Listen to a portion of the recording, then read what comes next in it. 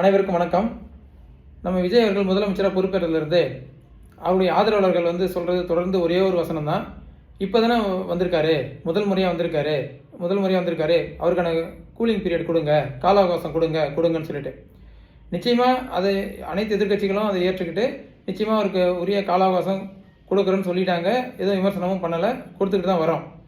ஆனால் அப்படி கால அவகாசம் கேட்குற விஜய் அவர்கள் என்ன செய்கிறாரு?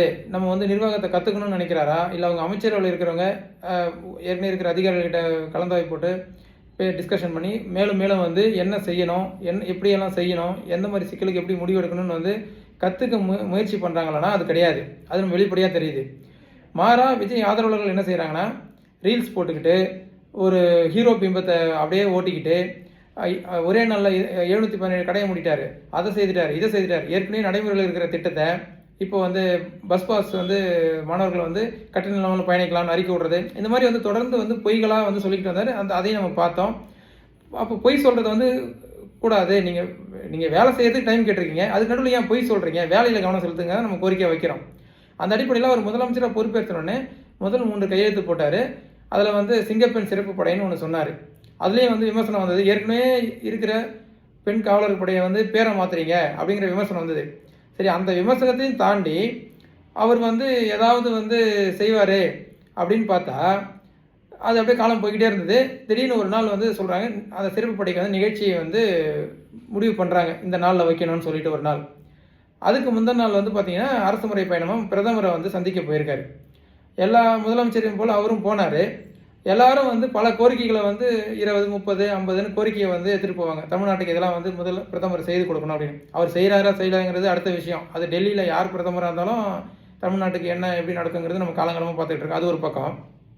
அதுக்கு நடுவில் இவர் அவங்களே ஏற்கனவே செய்ய போகிறது இல்லை. இவர் போகும்போதே 4 தான் எடுத்துகிட்டு போகிறார். கோரிக்கையே 4 தான். அப்போ என்ன கோரிக்கை வைக்கணுன்னே இவருக்கு தெரியல. ஆனால் பேர் மட்டும் சூப்பர் ஸ்டாரு, உச்ச நட்சத்திரம், அந்த மாதிரி பட்டம். ஏன்னா இவங்களுக்கு அவர் ஆட்சியில் உட்கார்ந்துட்டதாலே போதுமே, எதுவுமே செய்ய தேவையில்லையே, அப்படிதானே மக்கள். ஏன்னா இவருக்கு இருக்கிற ஆதரவாளர்கள் எப்படின்னா, இவர் விஜயை பார்க்க போய் தான் பெற்று வளர்த்த குழந்தைகள் இறந்தாலும் பரவாயில்ல, விஜயை பார்க்க போய் தானே இறந்தாங்க அப்படின்னு பேட்டி கொடுக்குற அளவுக்கு இவர் மேலே லவ் பண்ணுற மக்கள். ஸோ அப்போ தன் உயிர் போனால் கூட பரவாயில்ல, விஜய் பத்திரமா இருந்துடணும். அவர் அவருடைய பேருக்கு எந்த களங்கம் வரக்கூடாது, அவருடைய ஆட்சிக்கு எந்த கெட்ட பேரும் வரக்கூடாது அப்படிங்கிறவர் தான் அவருடைய ஆதரவாளராக இருக்காங்க. அவர்கள் இருந்துட்டு போட்டோம். ஆனால் அதே நாட்டில் தானே அவருக்கு எதிராக வாக்களித்த மற்ற 3 கோடி பேரும் இருக்கிறோம். ஸோ அப்போ அவர்களுக்கான வாழ்வாதாரம் இந்த நாட்டை நம்பி தானே இருக்குது. அவங்களுடைய வரியில் தானே அந்த நாடு இயங்குது. அப்போ அவர்களுக்கான வேலையை அவர் செய்யணும்ல. வெறும் அவர்களுடைய ஆதரவாளர்கள் மட்டும் கிடையாதுல்ல. ஸோ அதில் ஒரு கருத்து இருக்குது. அப்படி இருக்கும் பொழுது அவர் முதலமைச்சர் போய் பிரதமரை பார்க்குறாரு. பார்த்துட்டு 4 கோரிக்கை வைக்கிறாரு. அதில் ஒரு கோரிக்கை தமிழ்த்தாய் வாழ்த்து. தமிழ்த்தாய் வாழ்த்துங்கிறது ஏற்கனவே காலங்காலமாக பாடிக்கிட்டு இருக்கிற ஒன்று. நம்ம சின்ன வயசுலேருந்து பார்த்துருக்கோம். தமிழ்த்தாய் வாழ்த்து எந்த ஒரு நிகழ்ச்சி ஆரம்பித்தாலும் முதல்ல பாடுவாங்க, நிகழ்ச்சியோட இறுதியில் தேசிய கீதம் பாடுவாங்க. இது வழக்கமாக ஒரு நடைமுறையில் இருக்கிற ஒன்று. ஏற்கனவே நடைமுறையில் இருக்கிறதையே நிறைவேற்றுறதுக்கு கோரிக்கை மனு வைக்கிறார். இந்த மாதிரி காமெடி கூத்தெல்லாம் நடந்து முடிச்சுட்டு மறுநாள் இங்கே சிங்கப்பெண் சிறப்பு படை நிகழ்ச்சி தொடக்க விழான்னு சொல்லிட்டு அறிவிச்சிட்டாங்க. ஆனால் எந்தவித காரணமும் இல்லாமல் அதை ரத்துன்னு சொல்கிறாரு. என்னடா இது ரத்து? ஒருவேளை வேறு எதனா புதுப்பிக்க போகிறாரா, வேறு பேர் மாற்ற போகிறாரான்னு பார்த்தா புதுமனை புகு விழாவுக்கு நிகழ்ச்சிக்கு போகிறாரு அவங்களுடைய உதவியாளருக்கு. அப்போ அவர் எல்லா முதலமைச்சரும் அவங்க கட்சிக்காரங்க நிகழ்ச்சிக்கு போகிறது வழக்கம் தான், அதில் ஒன்றும் மாற்று கருத்தில். அப்போ ஒரு தனியார் நிகழ்ச்சிக்கு போகிறதுக்காக இந்த அரசு நிகழ்ச்சியை அதுவும் பெண்களுக்கு தொடர்ந்து கற்பழிப்பு நடக்குது, பெண்கள் பாதுகாப்பு கேள்விக்குறியாக இருக்குது, சிறு குழந்தைகள் கேள்விக்குறியாக இருக்குது, அவங்களுடைய பாதுகாப்பு அச்சுறுத்தலாக இருக்குன்றது தொடர்ந்து இவர் ஆட்சிக்கு பொறுப்பு ஏற்ற 20 நாளில் இத்தனை கற்பழிப்பு, இத்தனை கொலைன்னு வந்துட்டு இருக்குன்றது தினசரி ஊடகத்தில் எல்லாருக்கும் வந்துட்டு தெரியுது. அப்போ இவர் தேர்தல் வாக்குறுதியாக நாங்கள் ஆட்சிக்கு வந்த மறுநாளே பல விஷயங்களை செய்வேன்னு சொன்னதில் இதுவும் ஒன்று. இருந்தாலும் 6 மாதம் டைம் கேட்குறாங்கிறது வேறு விஷயம். அப்போ இந்த கொலைக்கு 6 மாதம் பொறுத்துக்கணுமா, இல்லை இந்த கற்பழிப்புக்கு 6 மாதம் பொறுத்துக்கணுமா? இது எப்படி புரிஞ்சுக்கிறதுனே தெரியல. அப்போ இப்படி ஒரு அசாதாரண சூழல் நடக்கும்போது அதற்கு ஒரு கால நிர்ணயம் செய்து அந்த விழாவை தொடக்கி வைக்கிறேன்னு சொல்கிறாரு. ஆரம்பிக்கிறதுக்கு முன்னாடியே ட்ரெஸ் கோட்லாம் போட்டு ரீல்ஸ்லாம் போட்டு முடிச்சிட்டாங்க. வழக்கம் போல் விர்ச்சுவல் வாரியர்ஸ். அவர் ரீல்ஸில் தானே ஆட்சி நடக்குது, ரீல்ஸ்லாம் போட்டு முடிச்சிட்டாங்க. அவங்களுக்கு பொறுத்தளவுக்கு தொடங்கியாச்சு, ஏன்னா ரீல்ஸ் போட்டாலே தொடங்கியாச்சுன்னு அர்த்தம். அப்போ அப்படி இருக்கும் பொழுது அதுக்கு முக்கியத்துவம் கொடுக்காம புதுமனை புகழ்க்கு போகிறாரு. ஏன்னா இவர் வழக்கமாக வந்து தேர்தலுக்கே வந்து ஒரு நாள் பிரச்சாரத்துக்கு போனால் மறுநாள் லீவ் எடுக்கிறவர். அப்போ தொடர்ந்து 2 நாள் பயணம் பண்ணிட்டு வந்திருக்காரு டெல்லிக்கு. மறுநாளே எப்படி அதிகாரிகள் இந்த நிகழ்ச்சி ஏற்பாடு பண்ணுவாங்க? அப்போ வந்து ஏற்கனவே ஒரு புதுமனை புகழ் நிகழ்ச்சி வேறு இருக்குது. இது எல்லாத்தையும் ஒன்றா வேலை செய்ய சொன்னால் இப்படி அவர் கஷ்டமாக இருக்குமே இல்லையா? பாவம் இல்லை விஜய் அண்ணா. அப்போ அவர் வந்து உடம்பு வலிக்கக்கூடாதுல்ல, கஷ்டமாக இருக்கும்ல. அப்போ நம்ம பொறுத்துக்கலாம்ல. எக்ஸ்ட்ரா போய் 2-3 நாள் ரேப் நடக்கட்டும், இல்லை பெண்கள் சிறப்படை வந்து கொஞ்சம் பொறுமையாக போட்டோமே, என்ன இருக்குது? பொறுத்துக்கலாம்ல. ஏற்கனவே இறந்தவங்களே நம்ம பொறுத்துக்கிற நாட்டில் தானே நம்ம இருக்கிறோம்.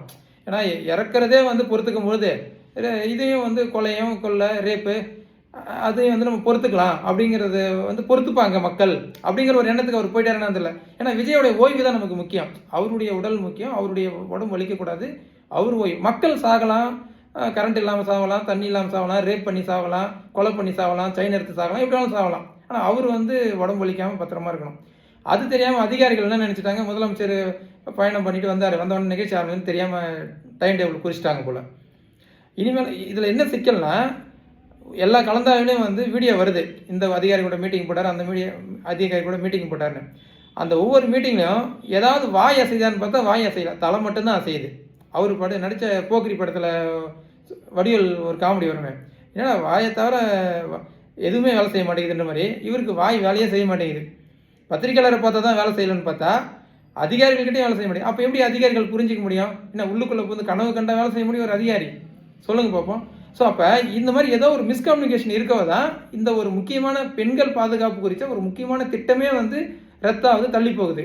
அப்போ அதுக்கான ஒரு உரிய விளக்கம் எதுவுமே வராது. இவங்க கட்சி நடத்தும் போதே இவங்க கட்சி சார்பாக எதுவுமே வந்து அதிகாரப்பூர்வமாக தகவல் வராது. எல்லா கட்சியிலையும் வந்து ஒரு அதிகாரப்பூர்வமாக தகவல் வரும். ஆனால் இவர் கட்சியில் மட்டும் கசிவு தகவல் கசியும், ஒரு அறிவிப்பாக வராது, கசியும்.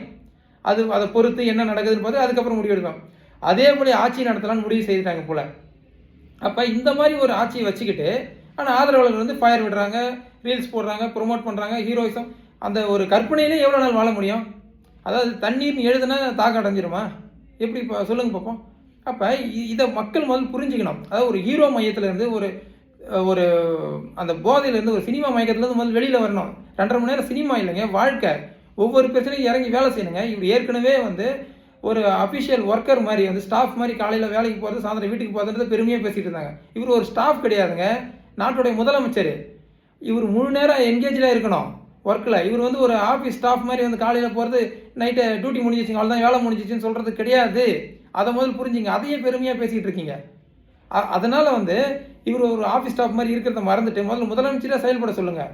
அப்போ சனி ஞாயிறு லீவ் எடுக்கிறது, சனிக்கிழமை லீவ் எடுக்கிறது, அது நீங்கள் பார்த்தீங்கன்னா தெரியும். முதல் ஒரு வாரம் 6 நாள் 7 நாள் போனார், அடுத்தது 6 நாள் போனார், அது லீவ் எடுக்கிறாரு. இப்போ பிரதமரை பார்த்துட்டு அடுத்த நாள் லீவ் எடுக்கிறாரு. ஏன்னா எல்லா கட்சிகளும் பிரச்சாரத்தில் தான் விழுந்து வேலை செய்வாங்க. அதுக்கே லீவ் எடுத்தவர் அப்புறம் ஆட்சி வந்ததுக்கப்புறம் எப்படி ஒரு வேலை செய்வார் நம்ம எதிர்பார்க்க முடியும்? அதனால் வந்து அது நம்ம எதிர்பார்க்க முடியாது. ஸோ இப்போ இந்த மாதிரி தொடர்ந்து நம்ம வந்து அவர் சொன்ன வாக்குறுதி நிறைவேற்றுறதுக்கு அவங்க கால அவகாசம் கேட்டாங்க. வேறு வழி இல்லை, நம்ம கொடுத்து தான் ஆகணும். ஏன்னா அவர் 9 கிரகமும் உச்சம் பெற்ற ஒருவர், சரிங்களா? 9 கிரகமும் உச்சத்தில் இருக்கிற ஒருவர் வந்து எது கேட்டாலும் நம்ம வந்து வாய்ப்பு கொடுத்துடணும். மற்றவங்களுக்கு இருக்கிற மாதிரி வந்து இவரை எதிர்பார்க்கவே கூடாது. அவருக்கு எல்லாமே விதிவிலக்கு தான். அதனால் நிச்சயமாக நம்ம கொடுத்து தான் ஆகணும். அது வரைக்கும் நம்ம தான் பொறுத்துக்கணும். அவருக்கு உடம்பு வலிக்காமல் அவருடைய நேரத்தை வந்து செலவழிக்காமல், அது குறிப்பிட்ட நேரம் ஒரு நாளைக்கு எவ்வளோ செலவழிக்கணும், அதுக்கு நடுவில் என்ன அட்மினிஸ்ட்ரேஷன் பண்ணணும், அந்த மாதிரி வந்து நீங்கள் அவர் வேலை வாங்கிக்கணும். அதுதான். ஏன்னா அதை சொல்லியே மக்கள் வீடியோ போகிறது அவங்க தயாராக இருக்காங்க விர்ச்சுவல் வாரியர்ஸ்.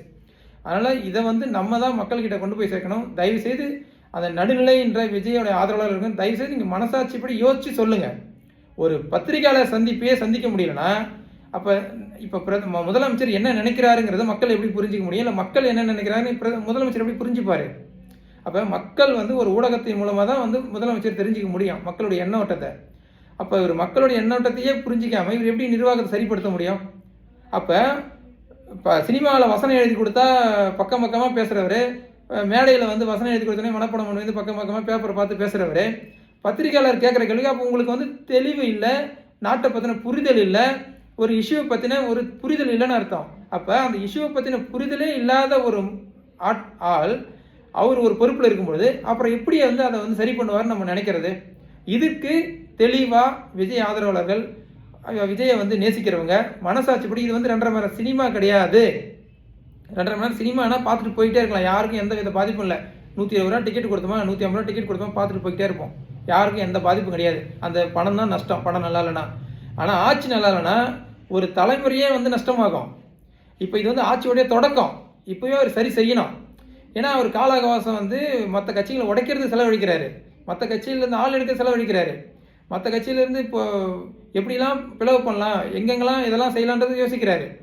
ஆனால் மக்கள் பணியினும் போது வந்து டைம் கேட்குறாரு. சரி, அதுவும் கொடுத்துட்டோம்.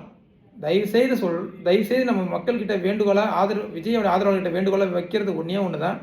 தயவுசெய்து அவரை 3 நேரம் பணி செய்ய சொல்லுங்கள், மக்கள் பணி செய்ய சொல்லுங்கள். லீவ்லாம் எடுக்க முடியாது. முதலமைச்சருங்கிறது ஒரு ஆஃபீஸ் ஸ்டாஃப் கிடையாது. இந்த நாட்டுடைய எதிர்காலம் அவர் எடுக்கிற ஒவ்வொரு முடிவும் தான் வந்து நம்மளுடைய எதிர்காலத்தை தீர்மானிக்க போகுது.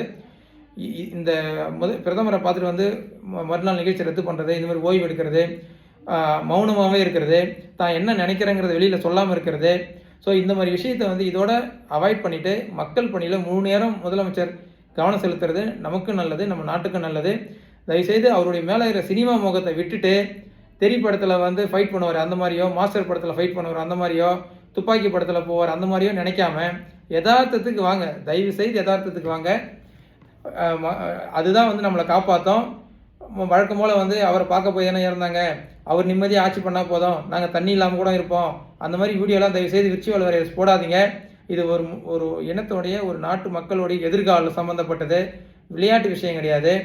இந்த ரீல்ஸ் போடுறது, அமைச்சர்கள்லேருந்து ரீல்ஸ் போட்டு விளையாடுறது, முதல் போய்ட்டு உங்கள் துறை அதிகாரியை சந்தித்து மீட்டிங் போடுங்க.